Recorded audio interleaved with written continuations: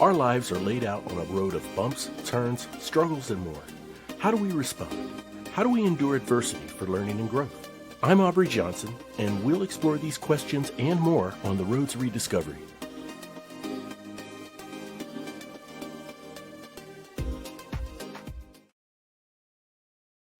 Hello, everyone, and welcome to another episode of the Road to Rediscovery. I'm your host, Aubrey Johnson.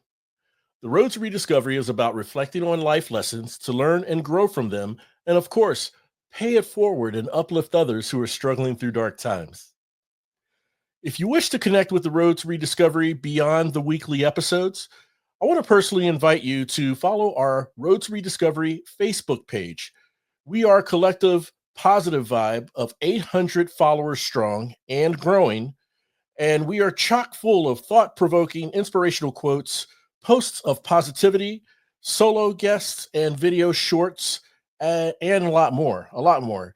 There's something for everyone on this page if you are seeking motivation and inspiration. Just search for the page R2R Podcast while on Facebook, select it, and click follow. And while you're there, if you feel you would recommend this show to someone, please click the reviews link to share your thoughts of the show. Again, that page name is R, and podcast. And I want to thank you in advance for growing the page, and always, always want to thank you for your listenership. All right. My guest has endured a long, long, hard road of mental illness and trauma. But in these experiences, he's also grown a passion for empowering others from what he's learned on his journey. He's a martial arts coach, a writer, a mental health advocate, having lived with bipolar disorder, CPTSD, and ADHD, having gone through divorce and multiple suicide attempts and ideation. He now forges the path of helping others navigate their dark waters. We're going to talk about his ups, we're going to talk about his downs and in betweens, as well as his new book, Internal Jiu Jitsu: How to Conquer Mind and Body Resistance by Giving Way. Ladies and gentlemen, get ready for a very impactful conversation as we welcome Mr. Julio Angel Rivera to the show. Julio, welcome to the show. It's so great to have you here, sir. Hi, Aubrey. Thanks so much for having me. I'm very excited. Oh, thank you, sir. We reciprocate. We're equally excited. And just want to ask if we can open up by, if you don't mind, sharing with us a glimpse of your journey and some of your early struggles with mental illness and trauma. Now, if I may ask, um, I'm going to ask if you can share whatever earlier struggles you've had before the divorce, because I'd like to get to that in its own entity real soon. Right. Yeah. I grew up in a really volatile environment. It was a rough neighborhood, and there was a lot of violence and fighting every day. And there were knives and there were guns, and it was very scary. Mm, So every day when you would leave the house, you really wouldn't know what was going to happen. Um, every day there were fights at school. You didn't know if you were going to get jumped by a gang. Uh, the building where I lived was a haven for crack dealers, and mm, it was the 80s, so it was the height of the crack epidemic. So the neighborhood was really ravaged by it. And I, when I was about 8 years old, I uh, I witnessed a murder just outside my building from my window, and the murderer was my best friend's father, mm, and he never got punished for the murder, and I ended up still living with him in the same building for the next 7 or 8 years, and having to pass by him and knowing what kind of person he was and what he had done and the coldness of it. And ironically, he was supposed to be a kung fu master, so I was completely dumbfounded as to why he didn't use his kung fu. Instead, he just pulled out a knife and he stabbed the man in cold blood. mm, So it really shook me up, and I watched the man die, and I called 911, even though I was just a little kid. But I felt like it was me there lying on the sidewalk. I really felt like an out of body experience. mm, Um, so it shook me up for a long time. And from then on, I just remember having so much anxiety. mm, Um, particularly at school. I would have to have my dad come pick me up. I would feel physically ill, but it was because I didn't know how to respond to the anxiety I was feeling. I didn't know how to escape from the situation. Mhm. So my only way of doing it was to be sick, was to be physically ill. Um, and that's how life continued until I started getting therapy around the age of 12. Uh, I started therapy and lifting weights and writing all the same year when I was 12 years old. I really needed to express myself at that time. Mhm. And I went through severe depression and severe anger issues because I was always on the defensive from being in that sort of environment. I was always prepared for something negative to happen. So I was on high alert all the time. And it made it difficult to relax and it made it difficult to make friends. Um, and it was impossible to feel comfortable anywhere in any environment, whether I was in my own neighborhood, which I hated, of course, and I wanted to get out of, Yeah. whether I was with friends who lived in different environments because I always felt like an outsider there, you know.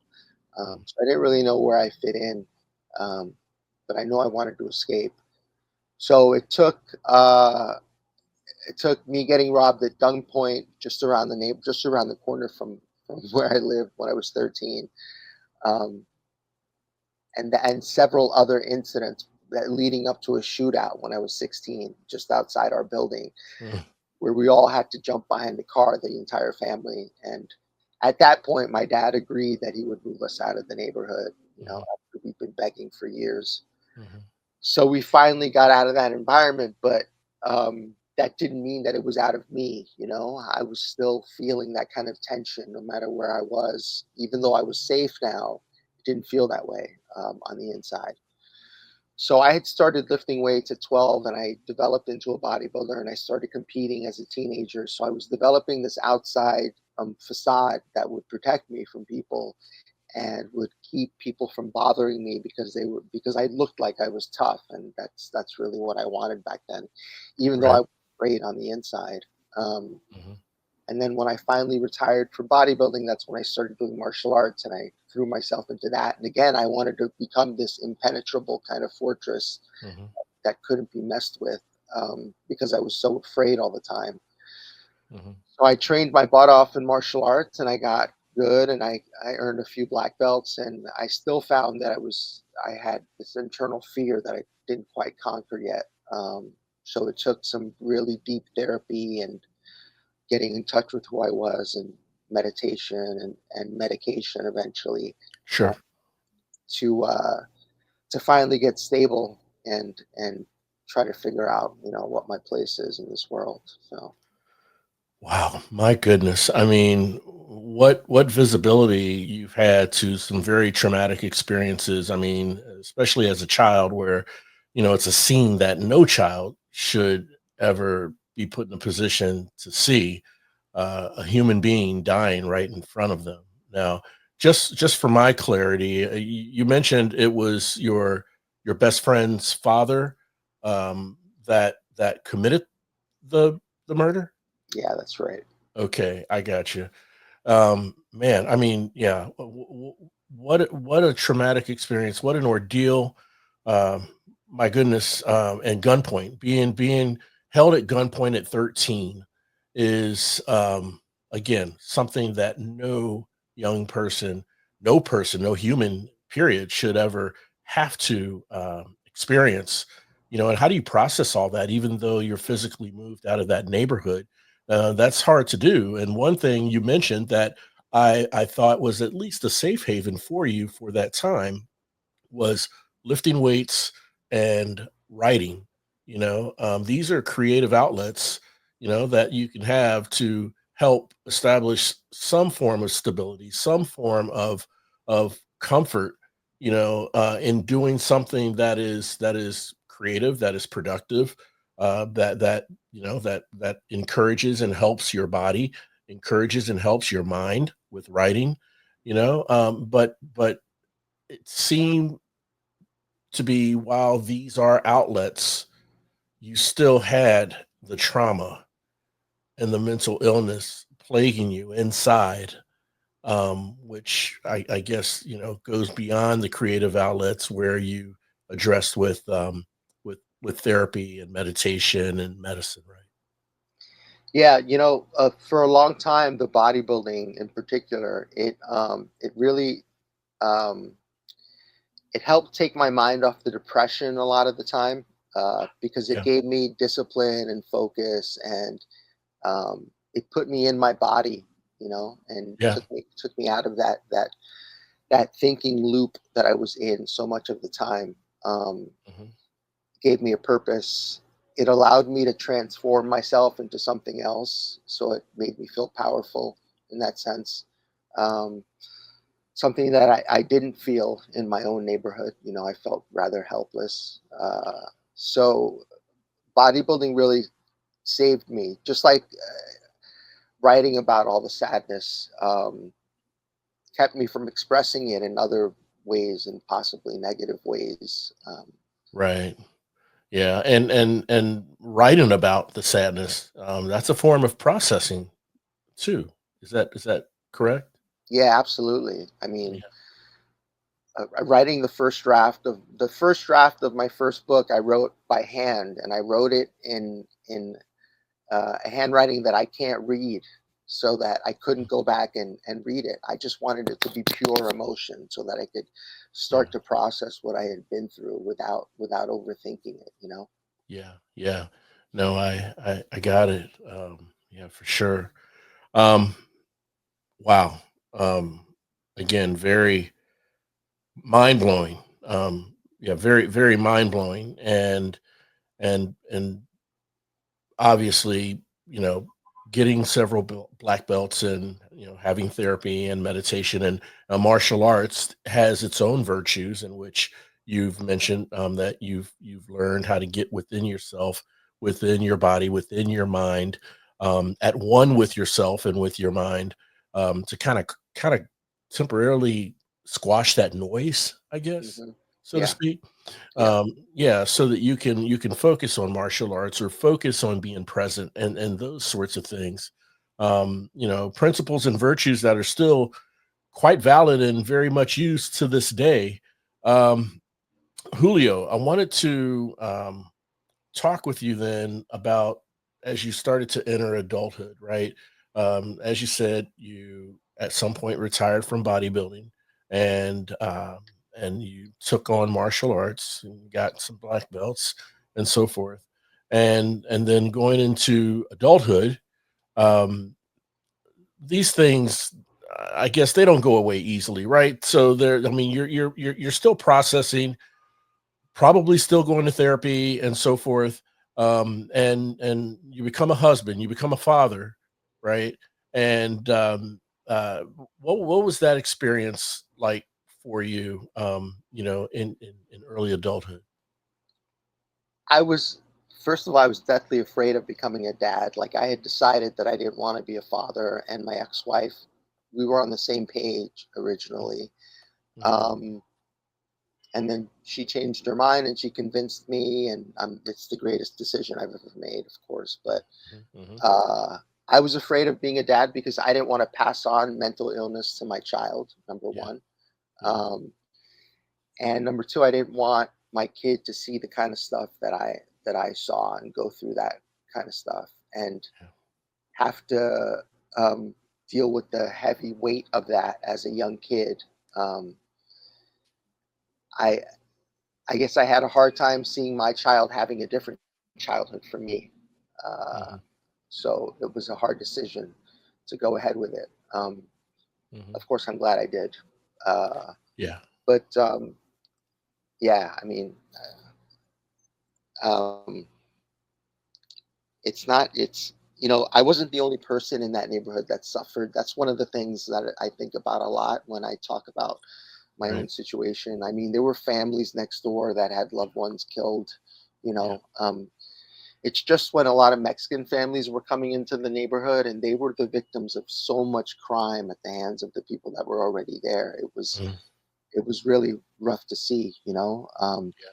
A neighbor of a really good friend of our family. He was in the Marine Corps. He was like the pride of the neighborhood, and he was murdered in a park nearby defending a young lady. Oh, So come on. there were all these things, I Yeah. had an uncle murdered. I had so it wasn't just me. It was a neighborhood of trauma. It was Yeah. a community of trauma. But Mhm. much like other people um, that are suffering with trauma, I didn't realize how much it had affected me um, until I was married. And my wife, who's a social worker, my ex-wife, Mhm. um, she she pointed out to me that a lot of what I was doing, a lot of my behavior was connected to my trauma, and I resisted what she was saying. Um, I hadn't seen a good psychiatrist up to that point, and and I dismissed it. I dismissed what she was saying, and I staunchly defended my family and the job they did raising me, Mhm. despite all the clues that there were all these abusive tactics used, and not even intentionally. It was just the way they were brought up, and the Mhm. things they did were abusive. There's no other way to put it. Mhm. But I know that they didn't have any bad intent. They just didn't know any better. So. Mhm. Um, there are all these fears that I built up that were clearly connected to my upbringing, and my ex-wife helped me see that and helped me find my way to help and find a good doctor, and that's kind of what opened the door for me to get better.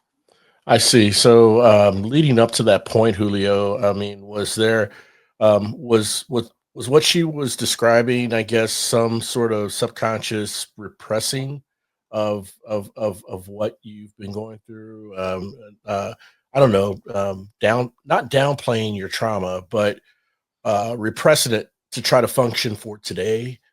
Uh, Yeah, I think more than repressing it, I was expressing it um, in unhealthy ways. I was expressing it I through got anger. you. Hmm. um, Before that, I used to party a lot and do lots of party drugs and try to Yeah, just take my mind to another place. yeah. And I'd become obsessive about bodybuilding and obsessive about martial arts, Hmm. and Hmm. push myself as much as I could.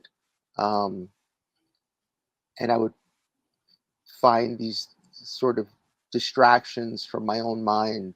Uh, um, but I couldn't outrun it. Eventually, no matter what I was doing, it would catch up to me, and um, I could be, with bipolar disorder, you can feel like the king of the world one day, and the next day you Yeah, just feel like the biggest piece of garbage on earth.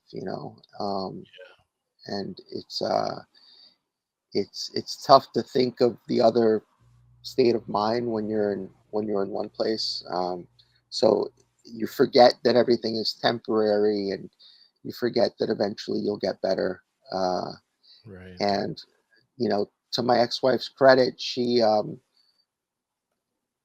was persistent. She knew I needed help, and a big thing was that I was expressing my trauma as anger. Yeah, Because I was so defensive, because I was so afraid, I would I would lose my temper quite a bit when I felt like I was being assaulted in some way, verbally, or when my opinion was being challenged, or um, yeah, just at unnecessary moments. And it wasn't frequent, but there were explosive situations. My doctor called it intermittent explosive disorder, mm, where about 4 times a year I would have an incident that would make people cry and shudder in fear. And yeah. to me, it was just me expressing anger, because it was what I saw at home. I saw anger Right. expressed that way in my home. So to me, it Mhm. was completely normal.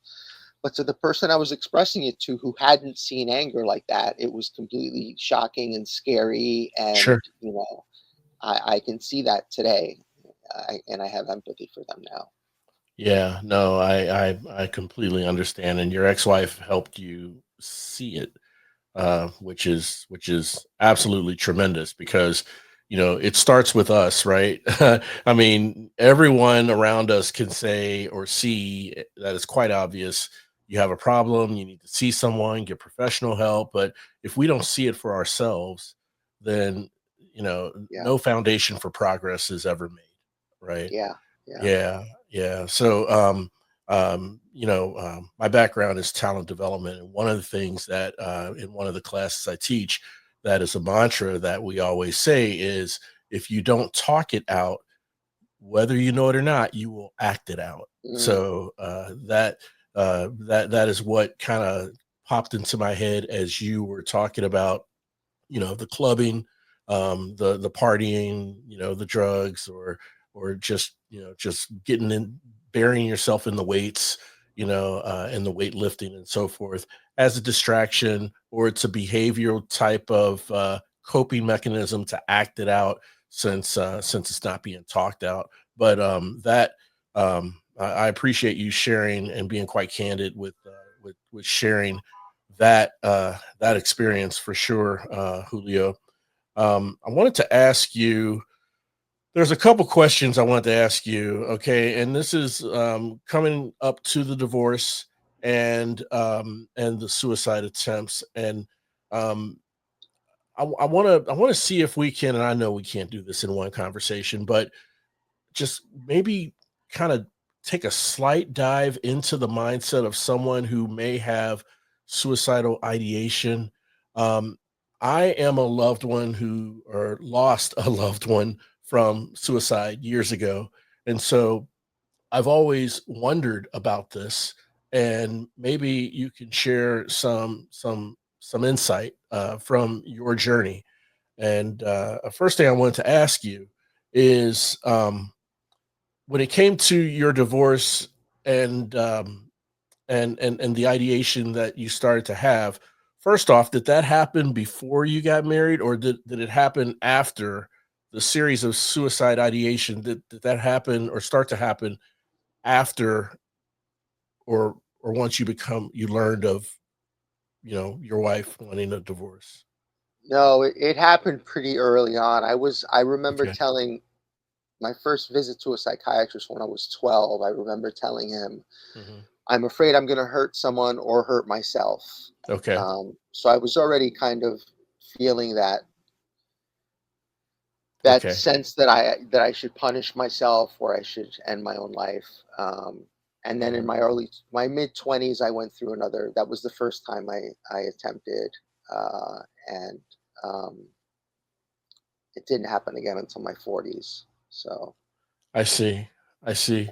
Um, Typically speaking, Julio, uh, when someone, um, who was your age early on, is subject to all of these traumatic experiences, death, having their death or their life, and their own mortality, like on at the tip of a gun being pointed at them, as a child, and having these types of experiences. Um, do you is it the way it impacts you? It does it impact you in such a way that there's a triggering event or a pivotal event that causes a downward spiral, or is it a steady decline as you go through, one event after another, or even if there's like weeks or months between events, you still have, these mental thoughts. yeah. it, it's hard to kind of ask that question, but between an event triggering spiral or a steady decline, which is more sounds more practical in terms of uh, this journey before transformation happens? So it was. I would say it was gradual early on, just because it just felt like what life was. Okay. Living in a traumatic area, a traumatic Hmm. situation, and just dealing with the madness that went on where I lived. It felt like that's just what we dealt with. Oh, someone Yeah. got killed next door last night. Oh, Yeah. it's I'm not surprised. I mean, I remember I looked up through the on the internet. I looked up a bunch of newspapers to try to find the murder that I witnessed, and there were so many murders on that block Oh my goodness. that I couldn't make it back past like 1992 or something. It was just too much. It was insane, and it was that Yeah. concentrated area, you know. Yeah. So yeah, it was shocking how little it had changed. Yeah. Yeah, that's very shocking. I mean, and trying to find the one that you witnessed within a pool of dozens others. Yeah, yeah, Yeah, so yeah, that gives great perspective on the situation that in which you were living in and enduring. So again, thank you for that. And trust me, there's a method behind this question that I just asked for the listeners' benefit, who people who are going through tough times, people who are at their wits' end, not quite sure where to turn or who to turn to. You know, I want them to understand the levity of what you have experienced so they can see too themselves that they're not alone in their struggles. Okay. And you're giving them a sense of hope by sharing this transparently. And in a minute we're going to get to just some of the good work that you're doing in helping other people. But again, thank you for sharing that, Julio. So if you don't mind, I'd like to ask you a two-part question. Okay. And again, I know in this conversation we're not going to solve this, but any insights you have would be greatly appreciated. Um, the first question I wanted to chat about is from a first person perspective. Okay, the person in which hurts, the one in pain, the one traumatized, the one who feels the world would be a better place if they weren't around. Okay, this person. So, um, and this may be totally false, but what I've heard in over the years is that when a person is contemplating suicide, they're not always vocal about it, um, or they're not vocal at all in a lot of cases. So there's a sense of, in some cases, numbness or indifference to everything around them, as if nothing, matters enough to make them reconsider. And so, I don't know. We talked about repression, and I've heard that when um, for those who have it so repressed when around loved ones, that they need to wear a mask to kind of repress or mask, um, while they're around loved ones until those dark moments where they're finally alone, and then these bad thoughts, dark thoughts, just creep into their head. Um, can you share some insight on that? Is that accurate? Is that way off base? How much of that is true? And and when you're alone in there in those four walls, and you're being overtaken by these dark thoughts, um, what's going through your head at those times? yeah. You know, the thoughts can be there even in a room full of people, Okay. and you'll be wearing that facade that you talked about, and just kind of keeping it all in. You know, Yeah. I mean, I Yeah. had so many parties as a kid, where family parties where Hmm. I was extremely depressed and feeling suicidal, and everyone was partying around me. And they could see that I was sad, but it was just like, oh, that's just the way he is, you know, let's just let him be. Yeah. Um, so that was just the role that I played. But for me, suicidal ideation, like, comes down to hopelessness, you Yeah. know, there you just feel like there's zero hope that things are going to get better. And it's the only way that you see out of it. Yeah. For me, the only thing I believe that has kept me here is my daughter. Um, the many times that I've considered taking my own life, she's the one that has kept me from moving forward and doing it. You know, um, Yeah. and I don't know what I would have done without her. I don't think that I would be here, because I couldn't think of another thing worth living for besides her. You know, so yeah, Oh yeah, man. Julio, that sends goosebumps down my back. Okay, and it literally does, and that prevents me from having to ask the second question or a follow up question I had, which was something that to be quite frank, um, I struggled with. Right, um, those who have suicidal ideations may get to the point where they're indifferent or numb or think that nothing else in this world really matters to make them consider otherwise, right? And so the part I was struggling with is during a time, if I understand correctly, during the time of one of your suicidal ideations, you wrote a long note to your daughter, Mhm. and your daughter does matter because that's why you're here today, as you said.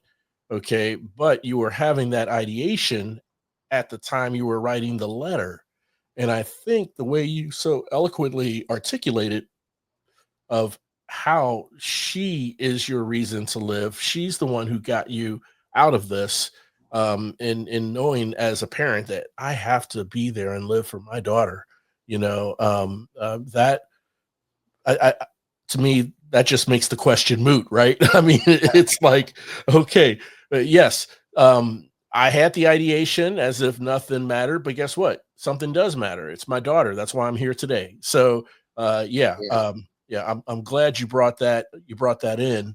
And so now with that, if you don't mind, I'd like to pivot to the perspective of a loved one. Okay. Um, my heart really breaks when something happens, the unmentionable, and there are loved ones around that would either say, "Oh, they're just like that," or I wish they would have came to me, or talked to me. They know they can talk to me, and Mm. it's the root cause is a lot deeper than that in some cases, you know. Yeah. And so, how can we as loved ones be proactive for telltale signs, or how do we keep the dialogue open? Okay, because in my view, um, I can't help but think that unless someone is an educated, trained professional, no one on the outside, quote unquote, can kind of relate to someone going through that ideation, except for one who's experienced that ideation themselves. You Mm. know, that is the deepest form of empathy. I think someone who has actually gone through those thoughts and attempts to talk to someone who's going through them now. Um, with that said, you have loved ones who want to say the right things. They don't quite know what to say. You have loved ones who, um, some loved ones just want to be the answer or find the answer, and maybe them finding the answer, being the answer is not what's needed. But in the work that you do, in helping people struggling through this ideation, do you also do work with the impacted loved ones who want to reach out, who want to help, who want to talk to them, but just don't know what to say or how to approach it? Yeah, I get contacted by readers of my articles, Hmm. often family members that talk about that I've given them kind of a new perspective and help them see it from the eyes through the eyes of their loved one. Yeah, It's really impossible to convey to someone that hasn't had suicidal ideation what it's like, because I mean, it amazes me when I meet people that haven't thought about it because it's been so common in my life. yeah, Um, and so to talk to someone is tough because most people, even if they don't intend it, they're very judgmental, and the mhm, first thing you need is someone that's not going to judge you when you right, talk to them about it. Some people will think that you're weak, because you have those thoughts. Some people think that you're just a quitter. I had a friend who I opened up to during my last period of suicidal ideation, hmm, and he said to me, Julio, you're not special. If you're gonna do it, just do it and don't talk about it. Now, I would have taken this way worse if his mom hadn't committed suicide herself when he was a child, you know. Right, right. So who knows how that has affected him and the way that he responded to me, you know. Yeah. But once he said that to me, I knew, okay, I can't talk to him about it ever again. Hmm. So there are very few people. For me, it's my ex-wife, my therapist, and my psychiatrist. It's those three people. Gotcha. Because the other people in my life, even if they don't judge, it's going to be too painful for them. You know, Yeah. they're going to be listening with emotion purely, and they're not going to really be able to give me any kind of, you know, maybe if it's not even advice, just the kind of the ear that I need. They're going to be listening from a position of either as a parent or a sibling that loves me and would Yeah. be completely hurt and torn apart by me doing something like that. They'd be thinking about themselves, um, rather than the pain that I would be going through, you know. Um, Yeah.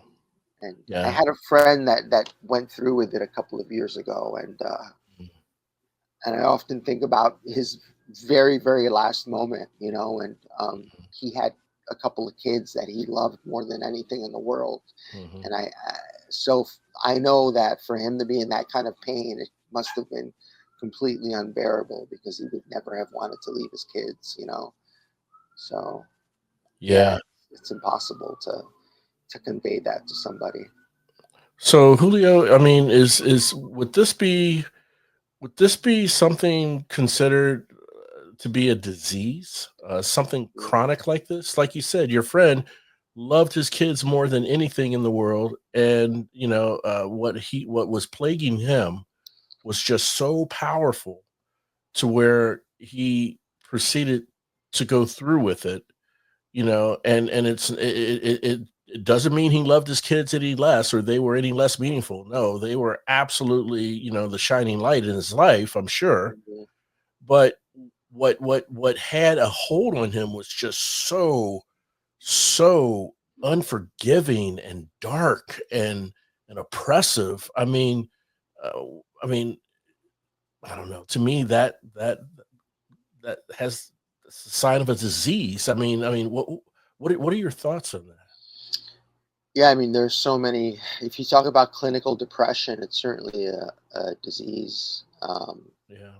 and there's so many disorders that can drive people to taking their own lives. You know, bipolar disorder has a very high percentage of people Hmm. who do take their own lives, Hmm. and it's tough to fight with yourself every day, constantly. It's tough to try to take control of your mind when you know it's rebelling against you. Yeah. Um, and uh, when you feel hopeless, like I know my friend did, he felt he had no escape from the situation he was in. Yeah. Um, yeah, you've got to be. I mean, it's the ultimate commitment, isn't it? You It know. really is. Yeah. It is the ultimate commitment and a point of no return. For sure. Yeah. Julio, I wanted to talk to you about the term or the phrase uh, product of your environment. Okay. Um, we uh, we we grow up over time, and from what society puts on us as societal pressures, um, try to say that, hey, we're defined by our family. We're defined by where we live. We're defined by what type of career we have. We're defined by uh, what we drive, the clothes we wear, and all this stuff, right? And it's all these societal pressures that are put on us as humans, whether we recognize it or not. And again, this is in my view, okay, but um, for someone to say they're a product of their environment, um, I don't know how valid that is, right? And that's what I'm kind of struggling with because um, uh, it almost seems as if you're putting limitations on yourself if you say that you are a product of your environment. And I'm asking you this, Julio, because again, for the benefit of the listeners, I don't want the listeners to think that, from the environment in which they've came from, in which they've encountered and navigated through so many traumas, you know, that doesn't define who they are today. Just because they're processing and going through traumas from that time, they're not a product of that environment. This is something they're processing, to get past, but it doesn't define who they are. Um, can you share some insights on that that would benefit the listeners, and reassuring them that, you know they are worthy, they are validated, to be anything they want to be, and not to limit themselves by thinking they're a product of their environment from having endured those traumas. Yeah, I mean, while they may not be a product of their environment, they're going to get affected by their environment in some way, and I think Yeah. it's important to,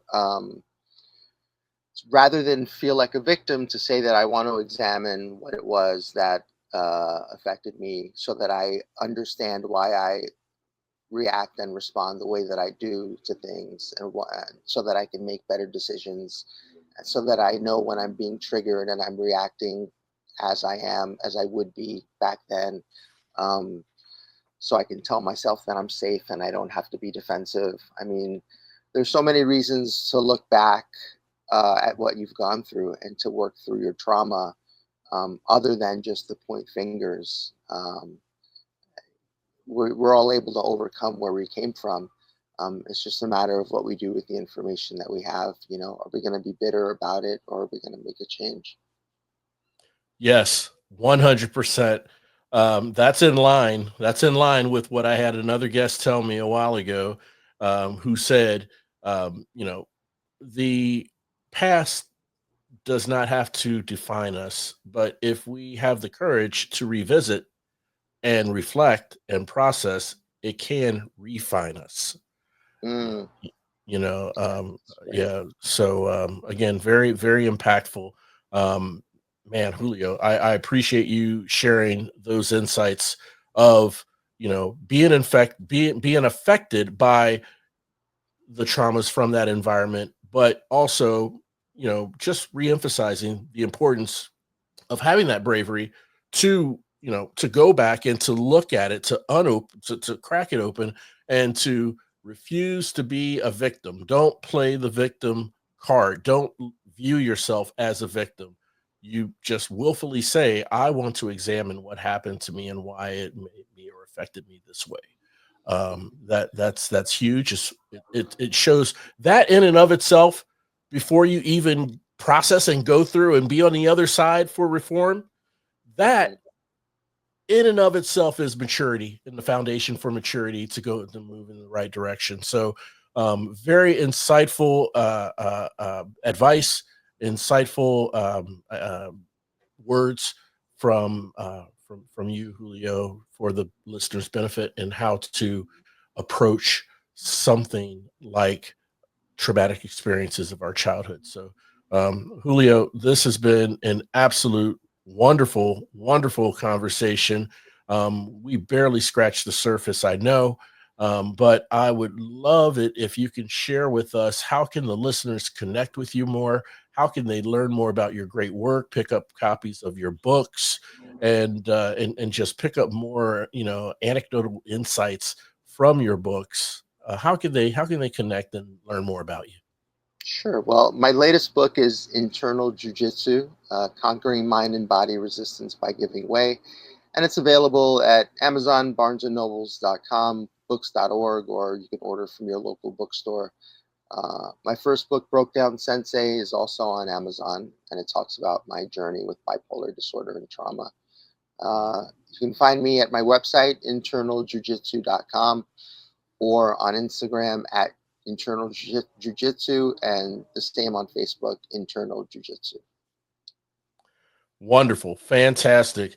Well, Julio, we're going to have links to all of those, your social media handles, your website, and links to purchase a copy of your book, your latest book, as well as Broken Sensei, your first book. And we'll have those links in the episode show notes so the listeners can click those links and get to those resources while listening to this wonderful conversation. Julio, I can't thank you enough for coming on the show, my friend. It's been an absolute delight talking with you, learning about you, and just sharing your journey with us for the listeners' benefit, so people can understand that there is a way out and they are not alone. Julio, I hope we can stay in touch and maybe bring you back on the show at a future date. But I really appreciate you coming on the show, sir. Absolutely. Thank you, Aubrey. It's been my pleasure. Oh, thank you. We reciprocate. I want to thank you for tuning in and listening. And look, you may feel like this at times, but in our daily struggles and adversities, we're not alone. Hope is always around the corner. And I humbly ask that you please share this show with someone you know, someone you love, who needs motivation, inspiration, and support. And when it all comes down to it, we're all just roadies on this journey of life. But it feels good having you right alongside me. Thank you for listening. We'll chat again soon. We really hope you enjoyed this episode of The Road to Rediscovery. We'd love to hear from you. Shoot us an email at roadtorediscoverypodcast@gmail.com and leave us any questions or comments you may have. The Road to Rediscovery is an AJ Shark production.